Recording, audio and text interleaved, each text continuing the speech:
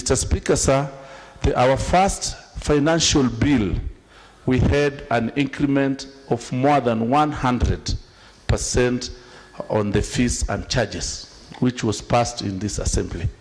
So the expectation was, with all this, we could be talking to be having a start of at least not less than 1.5 or 1.6 in terms of billion in terms of revenue collection. Mr. Speaker, sir, the first year we could not even make it to 1 billion. The second year, the same. This year where we are now, we are at around 650 million. Mr. Speaker, I tend to believe or think there is either a sabotage somewhere, there is either a misappropriation somewhere, or there is using of this revenue collection at source. Mr. Speaker, I want to say, as Uasin Gishu County government, we have enough staff to collect revenue. Mr. Speaker, on the issue of misappropriation of the collected funds, Mr. Speaker, there is also spending at source, and this, Mr. Speaker, must stop. Mr. Speaker, over the same, staff members cannot account on what they have collected, Mr. Speaker. And I want to cite an example, Mr. Speaker, of parking fee. Mr. Speaker, we've increased the parking spaces. We've increased the parking fee. But, Mr. Speaker, the staff cannot account for each and every receipt they have collected, Mr. Speaker, from the office. And, Mr. Speaker, the residents of Uasin Gishu have paid for parking fee, but, Mr. Speaker, the money cannot reach the treasury, Mr. Speaker.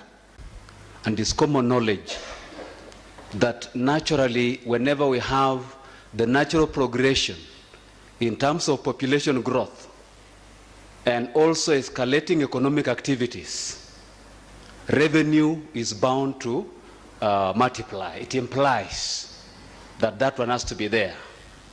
For the past 5 years, since the time of the county councils and the municipal councils, it should have been natural that we realize almost double the revenue collection.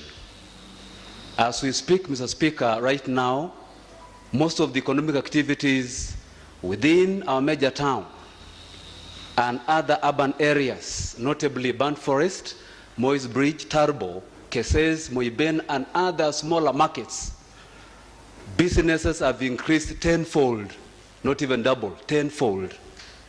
And further, the systems have been that almost every bit of any activity has been charged revenue. Mr. Speaker, sir, I just want to give some specific details. In the year 2013-2014, our budget for our revenue collection target was at 1.6. We collected only 564.